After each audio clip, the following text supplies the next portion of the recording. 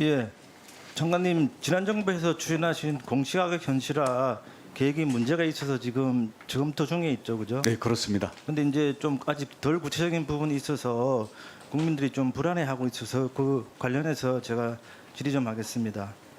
그 문재인 정부의 공시가격 현실화에 대해서 간략히 좀 설명해 주실 수 있겠습니까? 예, 여기- 공시가격이 예. 시세랑 차이가 많이 나니까 그에 따라서 시세에 따라서 늘리는 그 이익에 비해서 조세 형평도 문제가 되고 여러 가지 행정 기준에 있어서 역차별이 나오고 있다. 예, 이걸 예. 시정하기 위한 거라고 이해하고 있습니다. 정확히 이해하고 계시네요. 그래서 이게 공시가격은 재산세, 종부세뿐만이 아니고 기초연금이나 건강보험료 등 다양한 곳으로 활용되고 있어서 이 만약에 공시가격 변경을 한다 그러면은 정부처가 좀 같이 고민해야 될 일로 생각합니다. 그래서 지금 잘 아시겠지만 공시가격이 지금 활용되는 항목이 저 표에 있는 것처럼 지금 한 6개, 60개 정도지요.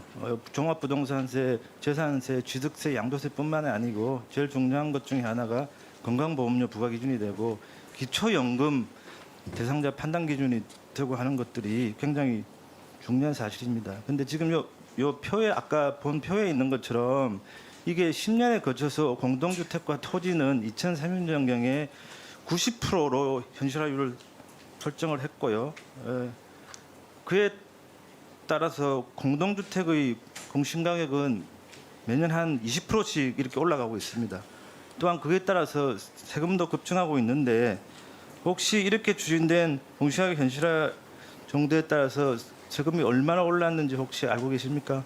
이 표를 보시면은 19년을 시작으로 해가지고 한 1,400억 정도 납받은 세금이 지금은 종부세가 한 7천억 가까이 이렇게 네, 그렇습니다. 납부하고 있는 굉장히 급속도로 증가하고 있는 상황이고 납부 인원을 봐도 19년에는 한 19만 명 정도였는데 20년에는 29만 명, 21년에는 40만 명, 그리고 올해는 한 뭐 60만 명 될 뻔도 했는데 조금 줄여주는 그런 상황으로 알고 있습니다. 그래서 이게 그뿐만 아니고 문재인 정부에서는 공시가격 현실화를 올리면서 세율도 올리고 공정시장 가격도 올리면서 굉장히 많은 보유세를 올려버렸죠.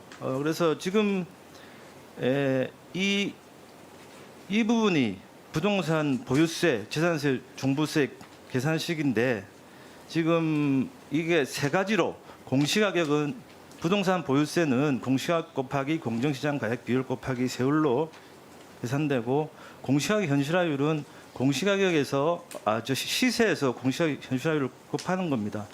그래서 윤 정부에서는 우리 정부에서는 새 정부 정책 방향에서 지금 1세대 1주택자 공정시장 가액 비율을 60%에서 45% 하향하는 걸 했는데 이게 왜 공시가격 현실화율을 바로 손댈 수 없이 이렇게 해버린 거죠?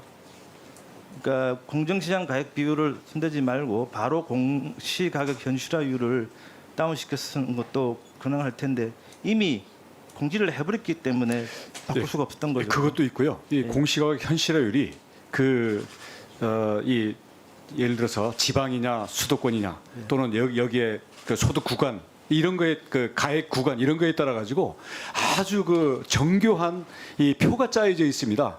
그렇죠. 그렇기 때문에 이거를 일률적으로 손을 댔을 때는 그렇죠. 미처 계산하지 못한 또 역차별의 문제가 나올 수 있어서 다양한 문제가 있어서 네, 그렇습니다. 추가 검토하시는 걸 알고 있고 그런데 이제 급한 김에 이 건강보험료는 일단은 손댔죠, 그죠? 그렇습니다. 기존에 한 재산세 공제 변경 기준을 한 1,000만 원 내외에서 5천만 원까지 상향시키는 이런 네. 법을 했는데, 근데 문제는 그 외에 다른 부분은 손을 안 댔다는 겁니다. 그래서 이제 기초연금을 받으시는 분이 있는데 세종시 아파트 하나로 거주를 하고 나이가 70세인데 국민연금을 80만 원 받고 민간연금 20만 원 정도 받는다 그러면은 이번에 이 공시가격 급등한 부분을 공제를 하지 않으면은 기초연금 수급 불가능으로 이렇게 바뀌어 버리거든요. 네. 이런 부분들은 앞으로 어떻게 하실 건가요? 그래서 우리가 법도 억울한 사람이 한 사람이라도 없도록 하는 거고 기존에 이런 경제 세금이나 복지 정책으로 인한 것도 한 사람이라도 억울한 탈락자가 없도록 해야 되는데 그런 점에서 지금 숫자가 문제가 아니라 이런 현상 자체가 심각한 문제라고 생각합니다. 근데 건강보험을 처리한 것처럼 급한 대로 뭐 이게 기초연금 탈락자들이나 학자금 장기 상환 대상자들이나 장애인 연금자들은 이 혜택을 볼 수 있게 바꿔줘야 되는데 지금 그런 부분은 어떻게 하실 생각이십니까?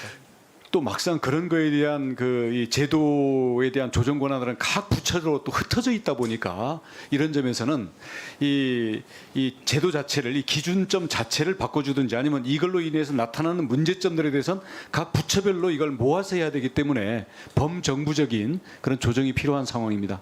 근데 지난 정부에서는 왜 이런 점을 간과했다고 생각하십니까? 이렇게 다양한 역량을 사실 제가 지자체에 있을 때도 계속 제기를 했음에도 불구하고 예, 무시당했습니다. 그렇게 하셨죠, 그죠?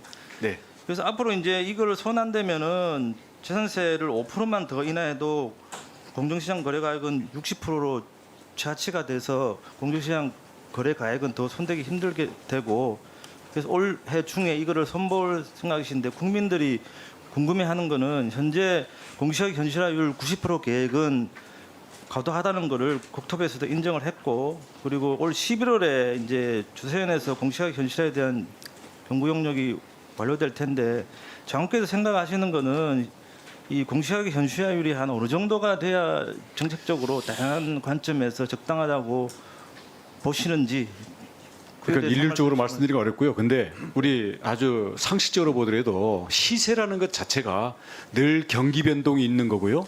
예. 또 소득이 올라가는 것과 또 금융 유동성에 따라 가지고 매우 상대적인 거 아니겠습니까? 그렇지요. 그러면 그것을 그때 하늘을 날아다니는 시세에 맞춰서 90% 100% 가겠다라는 것은 그 자체가 상당히 무리한 위험하죠. 얘기라고 생각합니다. 예, 집값이 급락할 시기에는 더욱더 위험하죠, 그죠? 예, 여러 확률도 오차 범위를 두는 것처럼 이 부분에 대한 충분한 폭을 두더라도 문제가 많을 텐데 그동안의 이 현실화율은 이상론적이고 정부 만능적인 무리한 정책이었다고 생각합니다.